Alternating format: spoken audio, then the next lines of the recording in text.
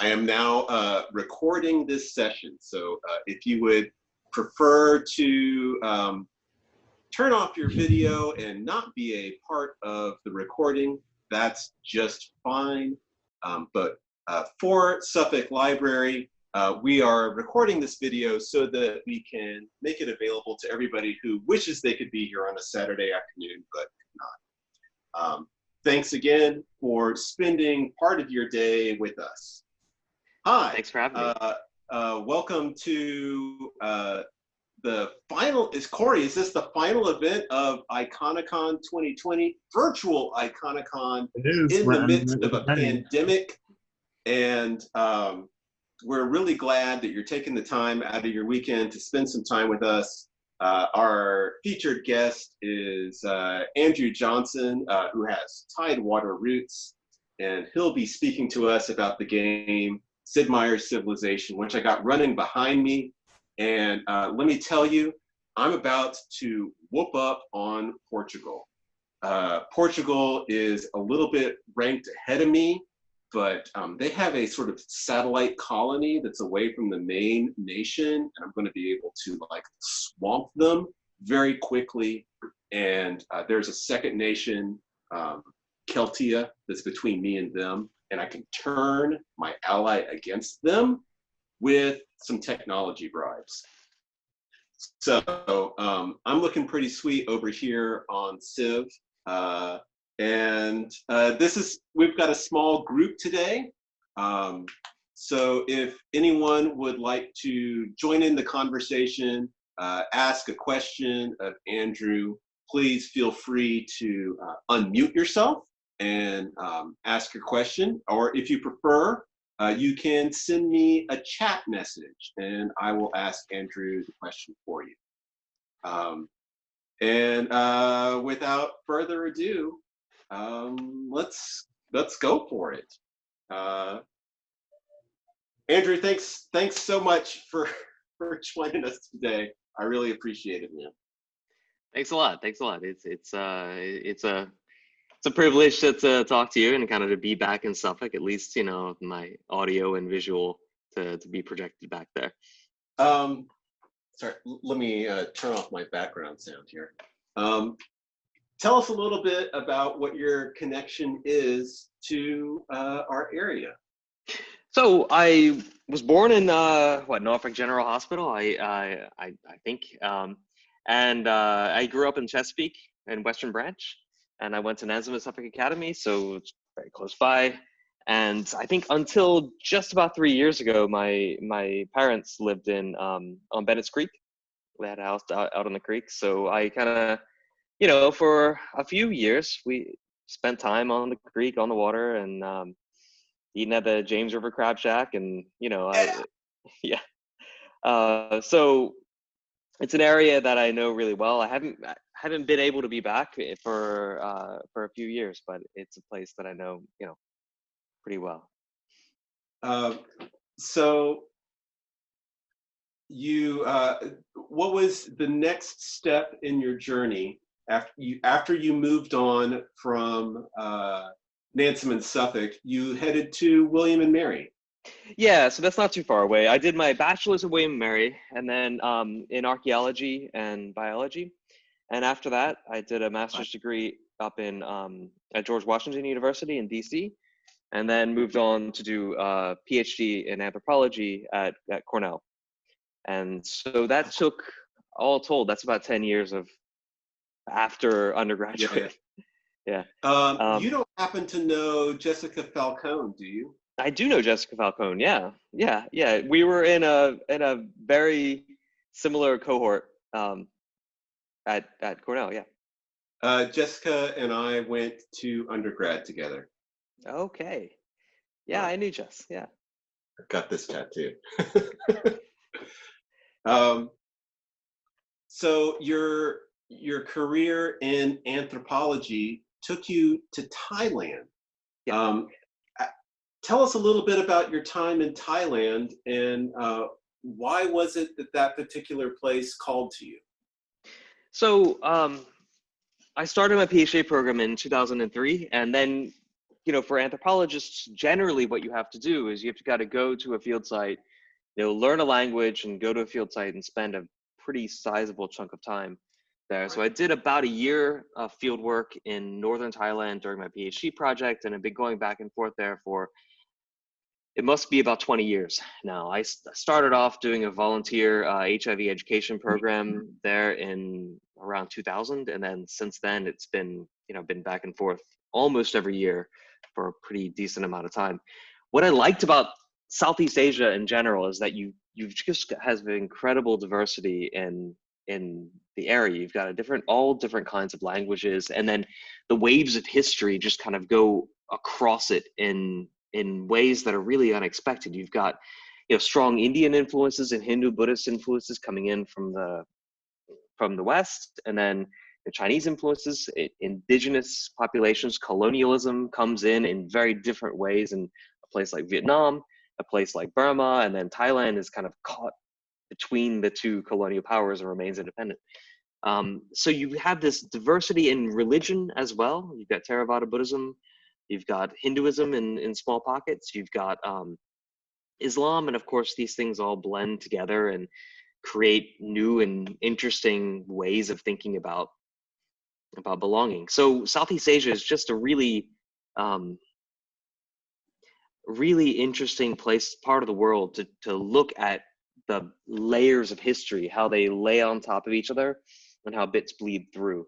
And the food doesn't hurt too. I mean, yeah. Hi folks, welcome to our talk. I'm here with anthropologist Andrew Johnson, who is also lead writer for the game Civilazation. And I happened to meet Andrew on Twitter because I'm also an anthropologist. Andrew, when I think about Thailand, I think of the language, which is a tonal language and very, very different than English. Can you tell us a little bit about the challenges you met in learning Thai, the language? Yeah, and one thing, I mean, as you know, for anthropologists, there is this requirement to be fluent in whatever language you're going to work with, or at least to try to get as close to fluency as you can. It's always a work in progress, and I think after 7 years of formal education and 20 years of going back and forth, you get a certain familiarity with it. Tonality is tough, but it doesn't. You get used to it over time. So as an example of what we're talking about, if I was to say the word ma, right, M-A, it sounds like it's okay, it's, has a certain meaning, but there's 5 different ways I could say that in Thai and have entirely different meanings. It's not like there are different inflections or emotions that we might put on it. Like in English, we might say, really, really, really, and it has different meaning. It has different emotional meanings, but in a tonal language, those words mean something entirely different. For instance, ma is the verb to come, to approach.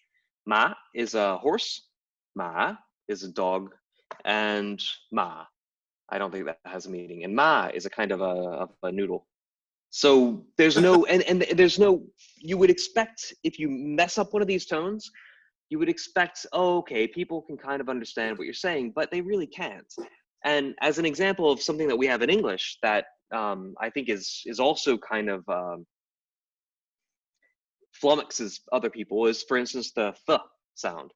So if I say, what's a good, tan or than, those are 2 different words. Those are 2 entirely different words. Dan, tan, and than are 2 entirely different. You wouldn't confuse tan for a then. So getting used to that and listening to my own mistakes and errors, I think after about 3 or 4 years, it got to be where I don't even kind of associate words with different tones, even if they have the same kind of way that you would write it in Roman characters. And so the alphabet helps. I mean, the Thai alphabet is an alphabet. It is, consonant, vowel, sometimes stacked on top of each other, but it's not like Chinese or something where you've got a sort of an image that has a meaning embedded within it. So once you get that down, then it's not so difficult. But I think if you're learning, if you think French or Spanish or German is difficult, I don't know what to tell you. It's yeah. Much respect on learning Thai fluency. That's out of this world. Wasn't it around 05, 06 that there was a horrible tsunami in Thailand? Did that affect you at all? No, at the time I think I was home for Christmas. I think I was in Suffolk for Christmas around the time of the tsunami. The big things that have been, have affected my work have been the political instability in Thailand and over, especially I don't know anything about that. Why don't you give us a short primer? So Thailand has always been the kind of one of the client states of the US in Southeast Asia. So it's where a lot of military was based, especially when events in Vietnam were going on. So the US propped up the Thai military and didn't really foster any sort of democratic institutions. They just wanted a strong ally, and they didn't really care too much about what was going on, kind of. It's a monarchy, right? It is a monarchy for now, yes. And has not always been the case. In the 30s, there was a coup against the monarchy. The monarch had to abdicate, and for a few years, it was kind of a sort of a military-led republic. They brought the monarchy back, and the king for most of the 20th century, the king was born in Massachusetts. He's he's not a sort of a locally born guy. And I think the intention was he was going to be kind of a high society, played a lot of jazz. He was sort of had a sailboat. He was kind of a playboy. And that was the idea, that they were going to prop this guy up, have the military be the real power, and be able to fend off, any threat coming from China or Vietnam. He was a figurehead. A figurehead. But in later years, he got influence of his own. Now his son has taken over the throne, and his son has been born and raised in Thailand, and is born and raised knowing that he's a king, whereas the previous king, grew up in Massachusetts and just thought, I'm just going to be kind of a rich expatriate. This guy, the new guy, has plans and ambitions for kind of restoring an absolute monarchy. And so there's a fight between students right now. I mean, it's in the news right now. There's a fight between the students, pro-democratic groups, the monarchy, the military. Kind of the fractures in Thai society are really coming apart right now. And it has taken a toll on the country. I think economic growth before the whole virus situation hit was down in comparison with Vietnam, down in comparison with its neighbors. So it's continues to be a really interesting flashpoint. And also, I think when you go to a place on vacation, it's usually what you do is you sort of romanticize it. It's a bit like, like a civilization. You think, oh, well, this is what Thailand is like. This is what Thai people are like. But no. There's the beautiful Buddhist temples and tropical beaches. There are all these things. I don't know. There are all these things, but also, places are dynamic and cultures are dynamic and politics are dynamic. And I think Thailand is going through a moment right now where people are trying to figure out what really is the future going to look like. Are we going to make a democratic sort of South Korea, Japan style, or like a Japanese style sort of constitutional monarchy, but like civilian government? Are we going to make a kind of a single party state? Are we going to do something else? I think that's a question that a lot of Thais are asking themselves. So it sounds like you've got a lot of personal investment in Thailand. I recall from my career in academia, we were kind of groomed towards professorship, but here you are in the software industry. How did you get this gig? And tell us a little bit about the work that you actually do Monday to Friday. Sure. Yeah, it's something where, I had been teaching. I was teaching at Princeton before this, and it was kind of it requires a lot of sacrifices. Academia requires an awful lot of sacrifices. Families, living close to family, living close to, your family, making a family, putting down roots in any one place is something that you kind of have to give up a lot of times in order to pursue an academic career. And so I had a friend working at Firaxis. He's one of the former writers on Civilization. He had moved on to XCOM, which is another game that Firaxis makes. So he had moved on to XCOM, and they were looking to hire somebody, and they were also looking to hire an academic, because a lot of the competitors had already had academics on staff as writers. Studios like Paradox, Amplitude had professional historians on staff. So they were really open and actively looking for somebody who could do this. So what I do for them is a number of different things. So on your Civilization game, you can open up the Civilopedia, and I'm not going to vouch for anything that's in there because it's Civ 4. So I run Civ 4. I'm loyal to Civ 4. That came out like 15 years ago, man. I think that's.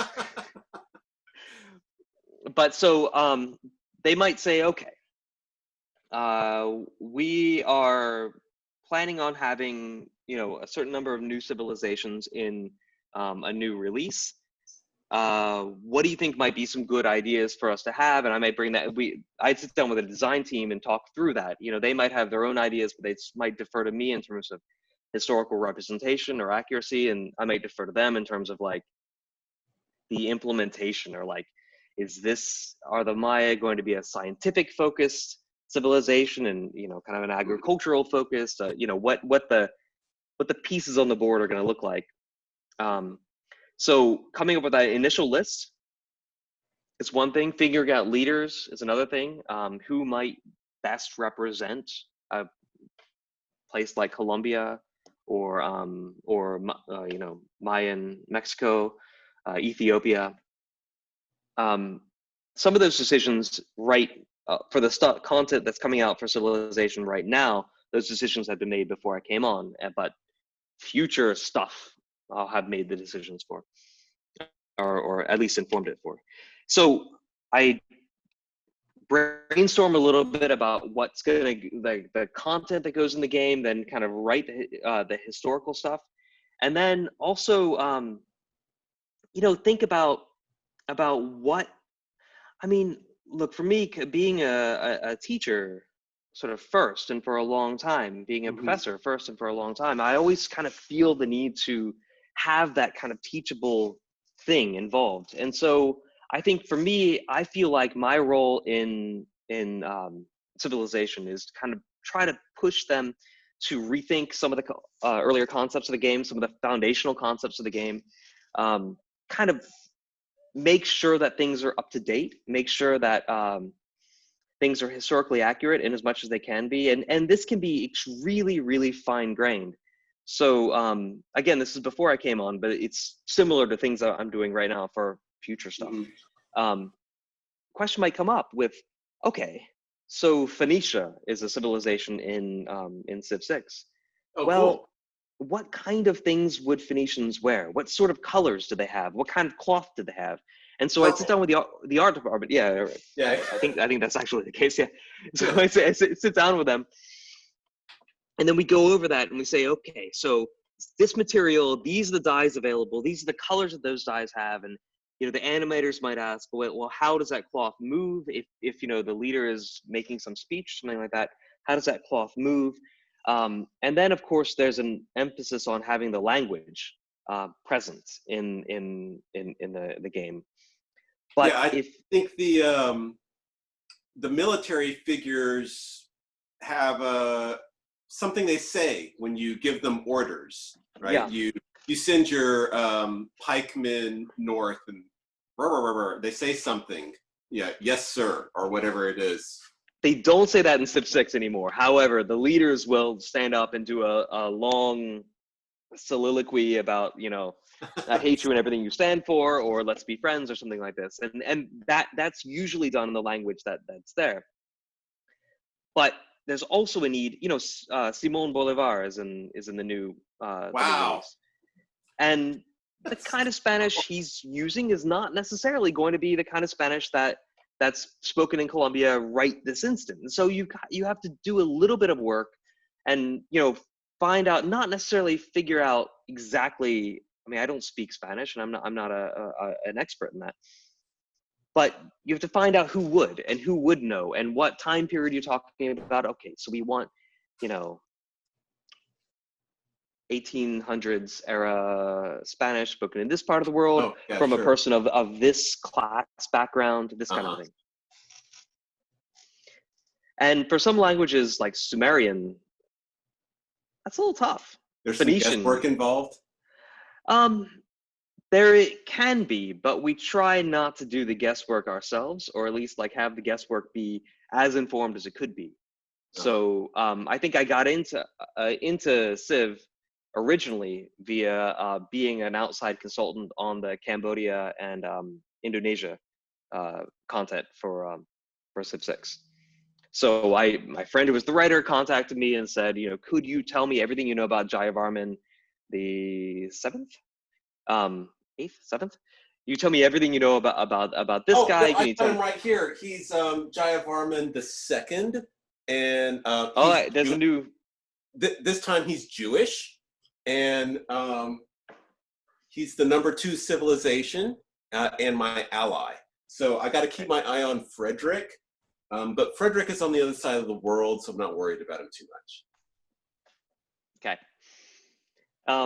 Yeah, so getting the historical accuracy thing right, and then there's also some things too where it just comes into the text in the game. The most recent releases that Civ 6 has been doing, some of them can have a little bit more of a fantastic or science fiction or fantasy bend to them. So there's secret societies now. So not only can you have Jayavarman be a Jewish Cambodian leader, but now he can be a Jewish Cambodian vampire leader.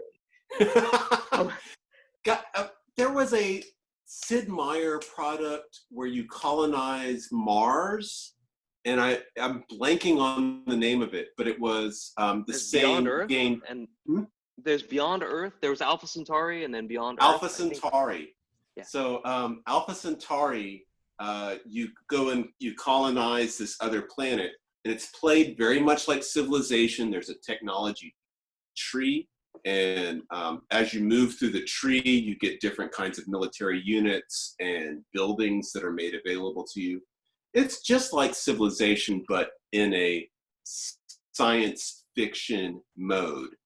Yeah. But actually, the Civilization narrative itself is not so different than science fiction, because we're creating alternative histories in a sense. Yeah, and it also reproduces. So there's a certain freedom that comes in when you have a science fiction narrative. You can have aliens. You have xenomorphs that are absolutely despicable, and you don't feel badly about destroying them. So for instance, they're the bad guys. Yeah, you could have very clear bad guys. But in a game like Civilization, where you're supposed to have some sort of a reference to history, it gets very hard to have absolute bad guys. You can have Genghis Khan, for instance. He can appear, and then, hey, wait, Mongolia is still a state right now. There are still Mongolians there. There are still things. Genghis Khan still had a family. He's not the monster that you can make an alien out to be, or you can make some sort of fantastic other out to be.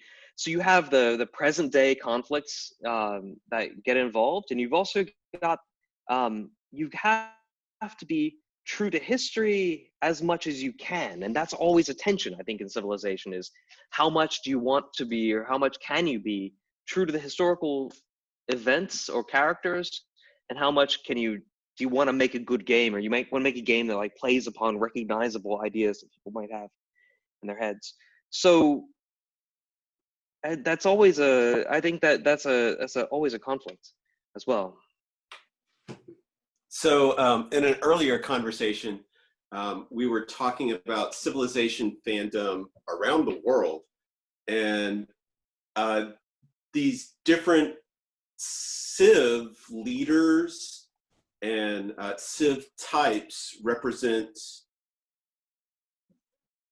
variations on what people understand as their own lived histories. So we were talking about how in China, there's to play Civilization, you have to be on a VPN. Yeah, there's a number of really interesting sort of historical fights that have happened over Civilization. I can tell you about half of them. But China is an interesting market because it's gigantic. There's an interest in historical strategy games. I think especially around the Romance of the Three Kingdoms, this sort of historical epics from Chinese history. But there are certain rules that the Chinese censors put in place. And so, for instance, you could never have Mao Zedong lose. You can't have a situation where he might lose. So you can have him in there so long as he's invincible. And the present day state has to be the culmination of civilization. So if you think about like old kind of racist Victorian notions of civilization, they always put themselves the inevitable, as Victorian England, as the inevitable outcome of civilization. Everybody we've evolved to this, right? And it's a unilinear evolution, and so people will eventually come up to that level. So to go a different level subverts that whole narrative. And I think especially for places that might feel insecure about their own status or nationalism or something, they feel like they need to foster a sense of nationalism. And for the British, they needed to foster a sense of empire. That need gets more and more kind of fevered in a way. Is you need to keep on reinforcing these ideas. The other issue is just, I mean, you take a place like Turkey, like Anatolia, and think about the empires that have gone back and forth over that place, and everybody that's called what's nowadays Turkey home. It's been, Lycian and Greek and Roman and, Byzantine and Turkish. The Kurds. So you've got this layer, all these different layers of people that have washed over the landscape. And so who do you necessarily attribute that place to, or that culture to, or that kind of a thing to? And the classic example is Alexander the Great. Where's he from? Yeah, good one. He's from Macedonia, or Macedon, which is a country now, but he's also Greek speaking and not necessarily an ancestor of the people who are in Macedonia right now, who are sort of a Slavic speaking place, but from the same location. And so the way that history has developed in the 2,300 years since he did his thing has meant that attributing him to a place gets really, really difficult. And so what Civilization 6 did, is they made a civilization called Macedon and put Alexander as the head of that. But then the Greeks are annoyed because they're like, well, no. That's our guy. That's the Greek Empire, right? So instead they gave the Greeks a Spartan leader and an Athenian leader and said, okay, you can be happy with Pericles and Gorgo, go be happy. And then Alexander, they're going to give this civilization to, when that civilization is really just Alexander himself. So it's just kind of a one-person civilization. It's representative of the time that he expands, and then when he dies, all those little parts degenerate. All those little parts get apportioned out to his generals and kind of disperse into Egypt, into Persia, into these other places. So you mentioned Mao Zedong in Civ 4. Stalin is a playable character. Not anymore, man. No more Stalin for. Sorry. What's the process by which you decide who gets to be a leader? And are there leaders that that Civ is deciding not to go with? Right. So essentially, it was easier back in Civ 1, Civ 2, Civ 3, Civ 4. It's because the the fan base is smaller. And I think gaming in general, we were talking about this before the 4 o'clock turned around. Gaming has gotten a lot more diverse too, gender-wise, but also, you know, nationally, ethnically. And so this idea of, or even if it hasn't, maybe it hasn't become diverse, but that diversity is being more recognized and more kind of talked about. So a leader like Stalin, for instance, if you have that in the game, you're gonna rankle a lot of people who have very poor memories of Stalin. There's another leader that you could have as a leader of a certain Central European country that may have been, you know, a dynamic figure and an influential figure in 20th century history. Yeah, absolutely. That you're never going to see in a city. Yeah, somebody who changed the world, right? Right. And part of this, you know, part of this is because you don't want to offend people who were hurt. Part of that is maybe you want to turn the spotlight of kind of what gets into popular history somewhere else. And part of that is you don't want to ship red meat to people who like that person for unhealthy reasons. That's always an issue. And there always are, you know, I think moving from academia to gaming, you know, interacting with the fans, many of the fans are fine, but there's elements of fan bases for a lot of things, and it's in historical games as well, that take these certain people and you know, kind of like them in unhealthy ways. And I think it's not always predictable who that's going to be. So I think for, you know, we may be pretty clued in to recognize, you know, okay, so this person is like a white nationalist hero. We shouldn't use that person.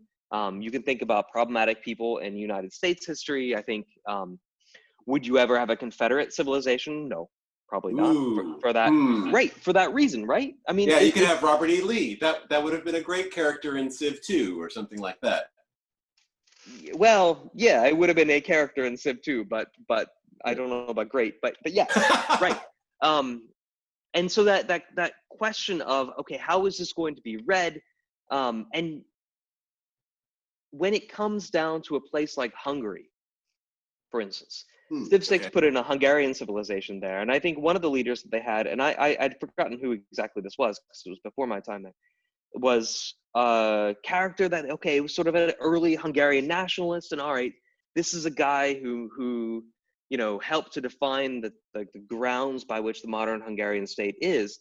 Unfortunately, he had been taken up by modern day Hungarian nationalists, which are right now really active and really rabid. Yeah, they are. Yeah. So, no, I've got a very close friend who has Hungary as a principal field site, and she has been watching those developments very closely for the past 2 or 3 years. I think it's since this fellow's rise.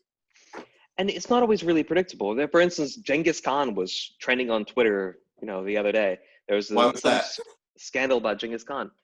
It's complicated. And, you know, when we were talking about like what other kinds of like Central Asian leaders we might add on, this actually came up with us.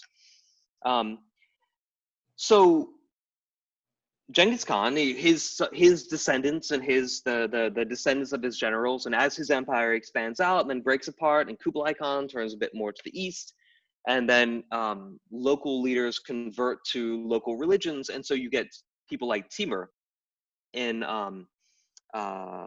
Central Asia, conquers India and makes the Mughal Empire. Okay, it's fine. Mughal India is the center of the Taj Mahal. It's the center of so much that's important in Indian history and so much that's there right before the British come in. So that story is a cool story to tell, Mughal India. But currently there's a very strong and very rising Hindu nationalist movement in India. And so this movement that tries to say, look, India is for Hindus, Pakistan could be for Muslims, but, you know, trying to either sometimes violently and sometimes not suppress Muslim voices in India. And by picking on Genghis Khan, you're picking on the ancestors of the Mughal Empire, you're picking on this, it's a long roundabout way of saying that where the nationalists want to say, these people are savage. We can't have them in our society. We can't have them as rulers. And so you find a historical figure and say, okay, that person is the problem. So even though the guy's been dead for, almost 1,000 years, 800 years or so, it suddenly emerges into political consciousness. The other example is in Ethiopia. Now, we just released an Ethiopian civilization for 6, and the guy, Menelik II, I mean, I was all about him. No, I recognize the name Menelik. Yeah. He's the guy who stops the Italians from colonizing the place. Mm-hmm. They come in, they That's fight a super with the cool Ethiopians. story, right? Yeah, the Super country cool that story. was never colonized by Europe fights back Europe. Exactly. Cool. And that's the story we wanted to tell. Okay, so the kind of like sub-Saharan African resistance to colonization. Bam. Good story. Let's get this guy in there, and like turns out that what he had also done at the time is he's from a certain minority ethnic group, and he disenfranchised or dispossessed the more, they're not majority because they're not over 50%, but the more predominant ethnic group, the Oromo. He removed them from the area that was going to become Addis Ababa, established Addis Ababa there, and is now having statues of himself toppled because the Oromo people are rising up and saying, hey, look, Oromo rights, we want to kind of have a better representation for our people, in this country. And so Menelik II and Haile Selassie as well, all the kind of like the people that you would immediately think of as who might be the face of a Ethiopian civilization, suddenly become issues because, there's no real heroes. Who do you have in I'm playing as the Ethiopians right now. Who are you playing as? Is it Selassie? No. I'm dang it. Forgot my name. But I am the Ethiopians who have a advantage on the early gunpowder unit, and so that was really effective when I faced off against the Holy Roman Empire, who were Charlemagne. I have to say they were on the wrong side of the lake, and I was able to smite them handily with my gunpowder unit. Okay, I'm looking up who is leading Civ for Ethiopia. Who is this? Zara Yacob. Yeah, Zara Yacob. Yeah, that's a much earlier. So the further back you go, the safer and safer choices get. Oh yeah. And in a way, the less interesting they get. And so, another example is the Indonesian leader in the current. Actually, Indonesian leaders in any Civ franchise, but in 6 as well. Indonesia doesn't really exist as a practical state until after independence from the Dutch. Right. So if you're gonna get a Majapahit or Javanese leader and kind of have that person be the face of Indonesia, you're also reinforcing Javanese kind of supremacy over Indonesia, which is going to annoy people in other islands. And so what do you do? So if you call those people Java or Majapahit, then you also have you don't have a lot of name recognition from fans. Indonesian fans might not like that as well. So this is tension between history, recognizability, vibrant, dynamic figures, and linguistic diversity. Yeah, it must have been really tremendous. Yeah. So, I don't. What is your relationship now to academia? I'm married to a professor, so I didn't stray too far from academia, but I know that folks in universities are really struggling with the pandemic now. It seems like there's a lot of labor issues that feel very unfair. But I imagine but not, I don't know, that working in the software industry, you have the opportunity to work from home a lot. Tell us a little bit about your a day at work for you, and how have things changed or not in the pandemic? So, in terms of relationship with academia, I'm still a visiting scholar at the Center for Southeast Asian Studies at University of California, Berkeley. I'm not there, and the pandemic actually makes that status a little bit easier in that I have a few classes I'm going to, not full courses, but sort of guest lectures I'm going to phone in for there, teach in this manner. After 5 o'clock rolls around, then I switch my computer from my work PC to my academic Mac, and I start writing too. So I have a book that just came out, I think, for the 28th. It comes out in just under a week. Who's your press? Duke University Press. Hey, yeah. Go Tar Heels. No, wrong devil. but that still is coming out. I still have a number of publications that are still in the pipeline, still coming out, because it takes so long to get something published. I'm sitting on some data that I can still write up. I'm still doing book reviews, so I'm still have a foot in academia. The decision is going to come in about a year when I'm out of data, and if I want to continue or go back to academia, I'm going to need to somehow get an academic position and move out of the software industry, write about the software industry maybe, or but this kind of working 2 jobs thing is not gonna be tenable long term, or stick with writing. And so I have a while though to think about that. So a day at work at Firaxis from home is, I get up, I walk the dog, I get a cup of coffee, I sit down in front of the computer, and then essentially I'm here for the designers, or for the game designers. So they might come in and say, I can talk, there's something I'm trying to think about things that I can talk about, because things that have been released. So this Secret Society game mode that just came out. I'll have the designers will be like, hey, we're interested in these kinds of, this kind of dynamic, this sort of mechanic. This is the flavor that we were thinking about them. Could you go into the history of weird fiction and H.P. Lovecraft and that kind of a thing? Can you go into the history of Gothic horror, into that kind of thing, history of the Illuminati, and go into that kind of thing? Illuminati is in there. Yeah. So it's for. I've got the Steve Jackson game. Are the Freemasons a part of the secret society? So none of them are actual. Oh wow, that's old. That is ancient. That is in the 80s. Yeah. Oh my God, I haven't seen that. No, yeah, I'm from Austin, Texas. I grew up with Steve Jackson games. Wow. Yeah.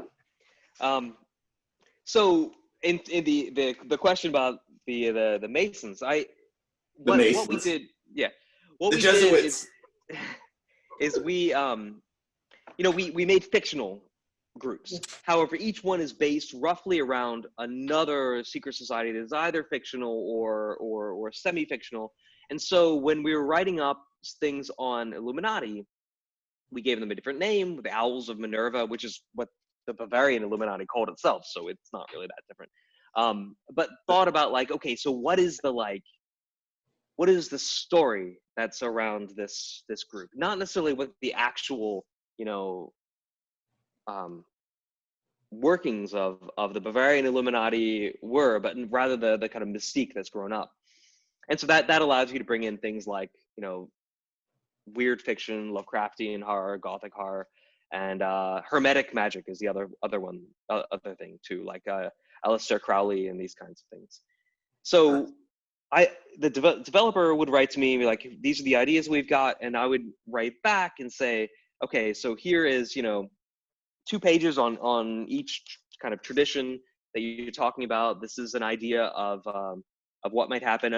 Somebody doing a scenario might say, hey, we need I have to pick a fictional place. Let's see. But we need to give me a map of 16th century Siam with every noble family and what territories they owned and what fortifications were there. That's a lot of work. So I'd sit down and go through. I use the internet or use the university links to go into academic work, browse through that, and kind of come back and say, okay, this is what I can find on that. So I'm answering questions like that. Sometimes the art team will say, hey, does this look right? Is there anything wrong with this? This is the sort of the tile set we were going to use for the Maya. Does that look right to you? So something like that.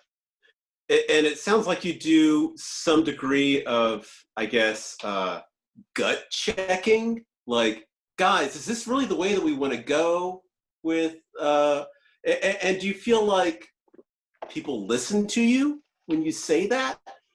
It depends on what you're saying. So if you're saying something that is kind of game breaking, if I was to say, hey, the idea of a timeless civilization with recognizable bounded borders and controlling plots of land rather than a sort of a shifting notion of a cultural identity or like a dialectical materialism, People just like roll their eyes when you say stuff like that? Well, I've been told that the last thing that I wrote, the designer said, I remember this exact quote from my Marx Hegel seminar in graduate school. Can we do something a bit more general? So yeah, people do roll their eyes sometimes. But if you frame it like, or if you identify something that is like, hey, you made up this symbol that is, the art team made up this symbol that is, they thought looked cool, looked, like cultural or something like that. It actually is a sign from a fascist organization or something like this, or this paraphrasing something that happened recently. Then people are really ready to say, oh my God, no, we had no intent, no idea. And they will definitely listen if there's something that has potential to really, harm things. And are they pushing back on you? Or are they like, hey man, cite your sources? Like, where's the documentation that shows that you're correct? That's scary, but in a way I'm given kind of, as the only academic there, like I'm giving a lot of leeway to make calls. So again, if it's more of a conceptual, like let's break apart the idea of civilization, let's rethink barbarians, let's like rethink all these things, then people roll their eyes. But if it's something where it's about like, hey, this fact is wrong, this concept is incorrect, then people trust you. And it's actually something I'm used to a lot more skepticism in coming from academia, because then you always have somebody whose area of expertise is the exact thing that you're doing. But here it's the designers are history buffs, but they're designers, and the art team are history buffs, but they're animators and artists, and the potential for me to screw something up is there, and it's big. Yeah.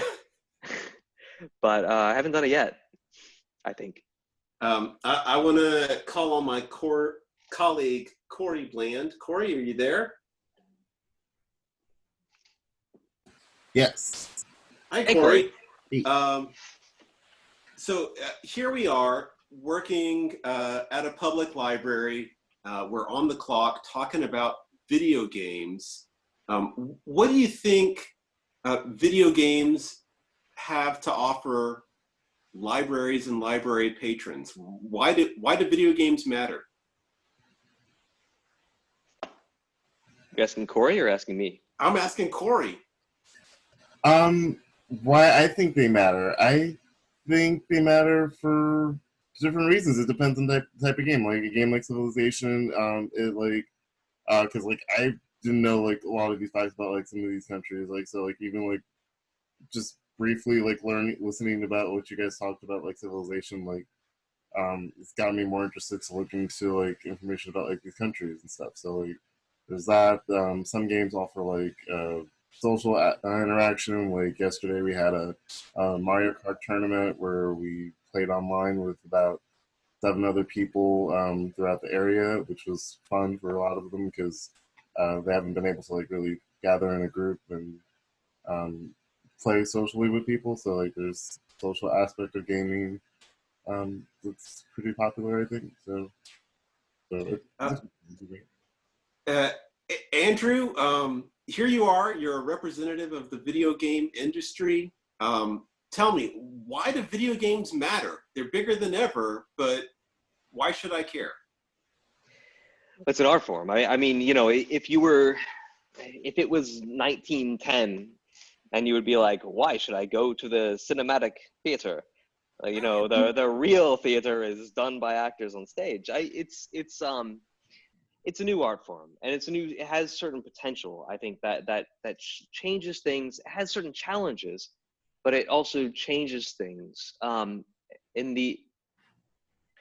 I think that's a question that game designers ask themselves. And the anthropologist, John Huizunga, writes about this way back in, wait, was there a call out for Huizunga? Huizinga! Okay. But there's the idea about play as a certain kind of interaction. And so we're used to narrative when you watch a screen and you watch a story unfold. That's a certain kind of a way of kind of passively bringing in the narrative. And then play offers another kind of a way to bring yourself in. Now, how to do that effectively is a challenge. And so oftentimes video games can often feel like not necessarily unfolding of narratives, but work, management. So I got to make sure that these guys are like you've got to make sure your builders are building all the right things, and you've got to make sure your economy is working. And so, you know, it's kind of like spreadsheet management in a way. And shelve that point for a moment. And then when you go into sports is the other thing that video games going to often feel like. So a first-person shooter feels very much like a sports. Esports is a giant thing. But when tag. Yeah, you very much are playing tag. But I think through the intersection of these kinds of ways of interacting, these ludonarrative spaces, if you want to quote Huizunga here, through that kind of way of... I do want to quote Huizunga. Okay. So through those kinds of interactions, you can have the opportunity to make new stories. And there was a little indie game, I want to talk a little bit about it, little indie game called Papers, Please. Do you ever hear of this? Yeah. No, I haven't. Oh, Corey. Yeah. You played it? I haven't played it. I just heard about it recently on a podcast. I was listening to a gaming podcast and they were talking about it. And it sounds really cool. So. It's depressing as hell. And here's why. So you play as the border guard from a fictional Eastern European country in the 80s. And it feels very much like East Germany. So you have like, the window goes up on your screen and like a character will appear and he gives you his passport or her passport, and you look at it and you think, okay, is this person allowed? I got to check the birthday. I got to check the weight of the person on the scale. I got to check the picture against that. And like, what are today's rules on admissions? Can we let this country in? Okay, stamp yes, stamp no. You have to do that within a certain time frame, or else, you know, you don't get enough money to run the heat in your apartment building and your children will freeze.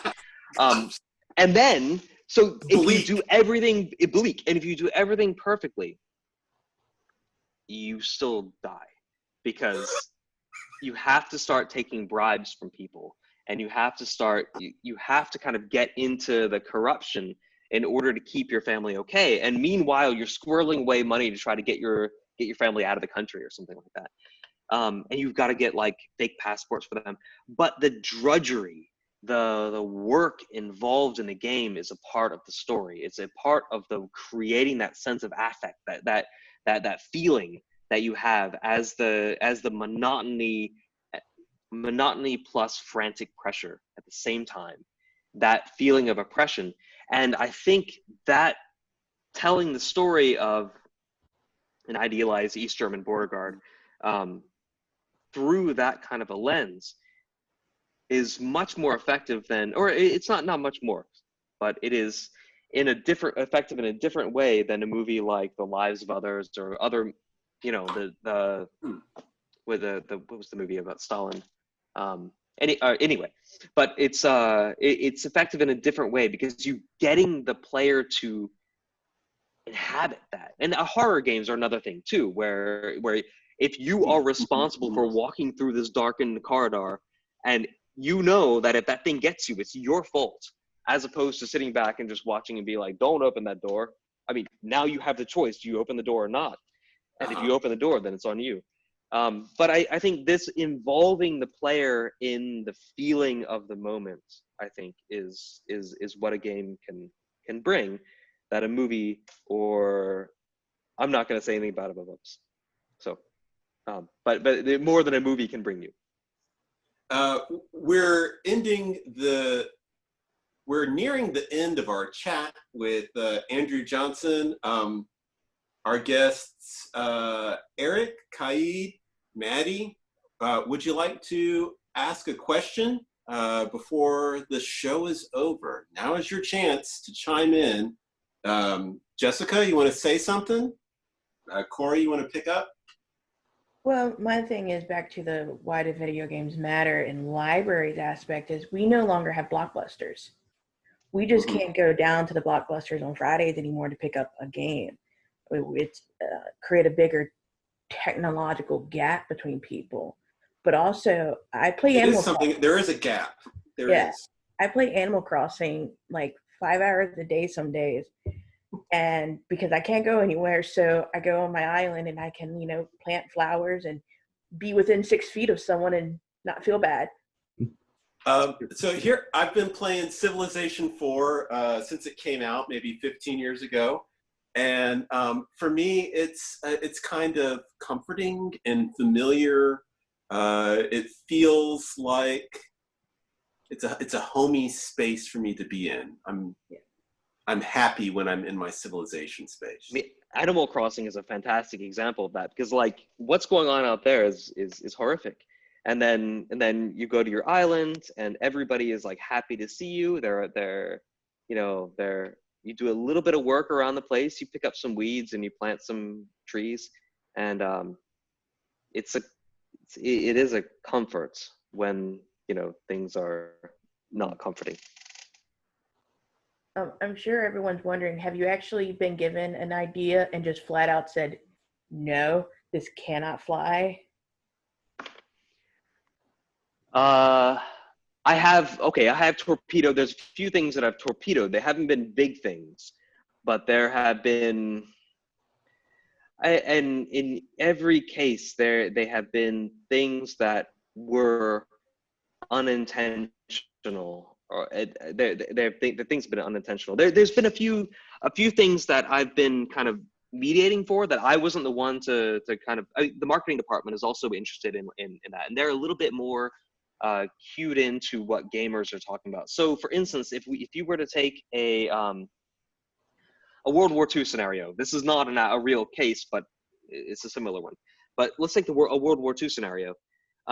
It's a hugely popular thing. People would love it. They would be really into it. And then the marketing department says, hey, we can't do this because some of our gamers, a very small amount, would like it way too much for the wrong reasons. And that's something that I'm not clued into. I was this scenario, which was not World War II, but it's something similar. I was like, oh, that sounds great. I mean, this is a very, very interesting, and we could explore what was going on in, India and Southeast Asia, other parts of the world during that time. And then the marketing department is like, no, you've got we can't be seen to be. We can't actually nuke Hiroshima. Let's not do that. Yeah. Exactly. Stuff like this. Right. Yeah. Yeah.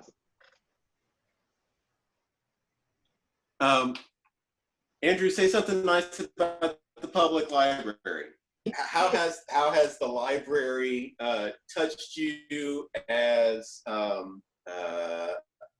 nerdy, intellectual person who cares about books? Something nice at the library. Okay, so there's 2 shelves over there. There's another 2 shelves over there. There's 2 shelves over here. There's 2 shelves over there. There's a bunch of cardboard boxes with books stacked over here and some more over there. Books are freaking great, aren't they? I mean, I live for books, and I write them and I read them, and I feel absolutely naked without them. And you should go to your library and talk to people, talk to librarians about what they're reading and about what you should read. Also, because like recommendations are vital. And I also want to give a little shout out to Jean Johnson, who's here on the call, who was a librarian at Western Branch Elementary and also is currently my mom. Currently. Art moms. But so I come from a line of librarians, and I'm happy to talk to librarians, and a good librarian, there's nothing beats it. Thanks very much for taking the time out of your Saturday to come and chat with us about video games. I had a lot of fun. I'll see you on Twitter, man. See ya. Okay. Thanks everybody for coming today, and thanks to our special guest, Andrew Johnson. Big props to Corey Bland for IconiCon 2020. This was number 5. And hey, maybe in 2021, the pandemic will be over. You never know. But if it's not, virtual IconiCon 2021 will happen.